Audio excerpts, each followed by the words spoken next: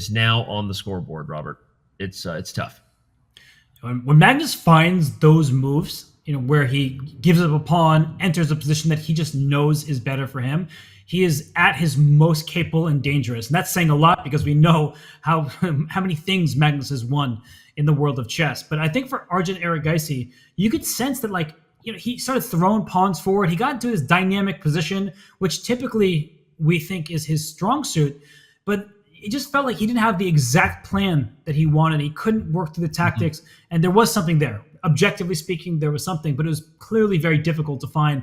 And Arjun went through a natural continuation. It just didn't work out. Agreed. And I was applauding Arjun's approach. I think stylistically, even though that game didn't work out, Robert, I feel like he does need more games like that. And as you said so yourself, objectively, there was something there, right? There was a blunder Magnus made, but the pieces were traded so fast that he got away with it. So I still think Arjun needs games like that to have a chance in the match. So we'll see if he can keep getting some weird, dubious Jabava Londons. Well, can we just talk about H4? Yeah. What in the world is that?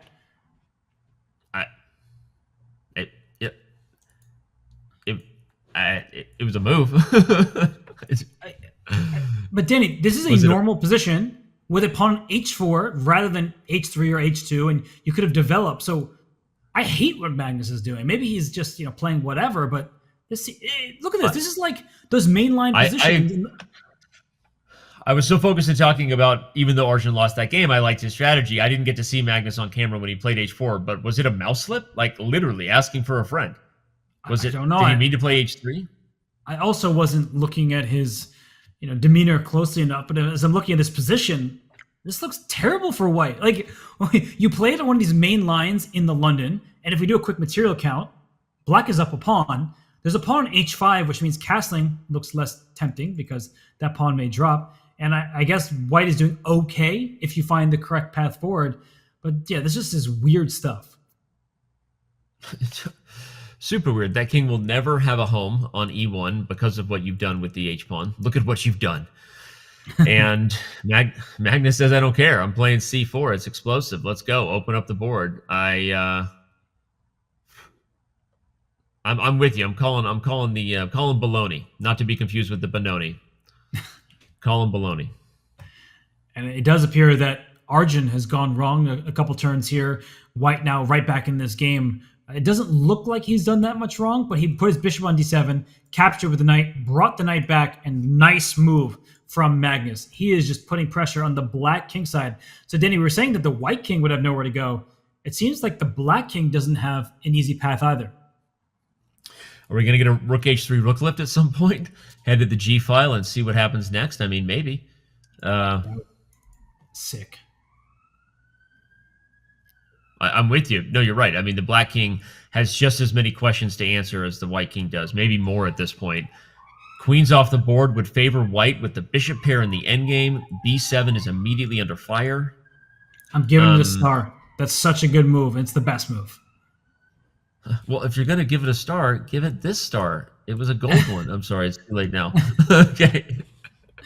Look at this, Danny. You were a kid. You want a gold star. No, go ahead. Sorry. Yep. Yeah, but then, the teachers gave gold stars to everybody. They're like, oh, you read true. One page. Here's a gold star. It's like, wait a second. Yeah. I read 3 books, and that person read 3 pages, and yet we're both getting a gold star. So, you literally sound like Talia. This is why the two of you get along. She is the most cynical. She's literally, I think she said that exact thing last year during school, something like that. Anyway, go ahead. Oh, it just riles me up. But I think what Magnus is trying to do is he's trying to use his rook on this opening B file, go after the black king. There's some loose pawns here as well. But the question is, how quickly do you want to release that tension? Because the black king can also run to E6, where it's actually quite safe. Well, yeah, it's kind of safe. Look at that, king E2. And he's saying that bishop D6 can't defend these threats. Is he going to take F6 and do another knight versus bishop, but bad pawn structure dance? I see you nodding, yeah.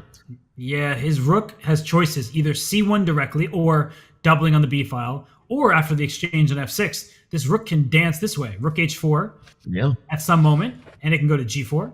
It can go to A4. It can just pose problems on both sides of the board.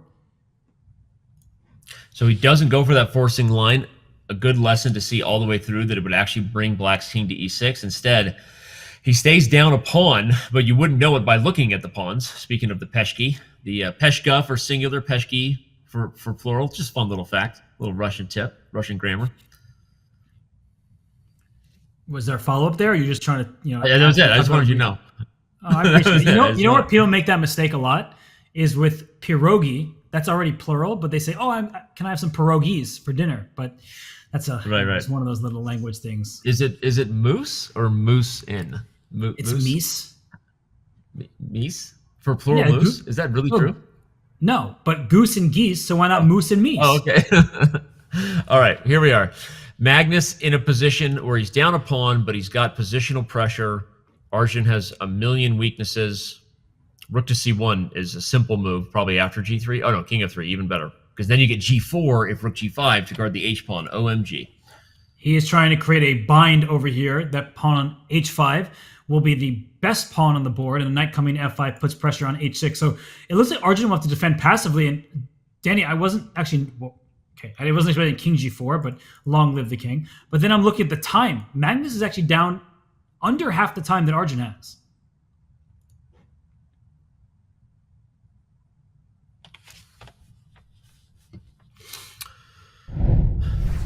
Fascinating defense. We've seen Arjun play great defensively before and steal one. Will he do it again here? This is not so simple, although that king on f5, that's a good king there. That was a surprising sequence. f4, weak as the g3 pawn, but maybe he will play your g4 push in the near future. Knight d4 check will be available thanks to a pin. So, I mean, there are some tactical chances here. Don't play d4 that drops the pawn. Yep. Gonna have to take... Oh, he plays rook b2 first. But now the e-file has also been opened. God, this just feels like you're one move away from blundering here. I mean, both sides have problems. The king comes to e3. So this c pawn is very dangerous. And look at this. Evaluation suddenly heavily in black's favor. I think it was king to d3 to threaten c3, but he goes to the other side. Ooh, the rook ending. Good for black. Because the main thing is that black's going to win the king side pawns here. Ooh, what a move. Yeah, he gave a check and brought his rook behind the pawn. And he could also bring his rook to c6 at the right moment if his h-pawn needs a defender. And this is just really excellent stuff from... Oh, it spoke too soon.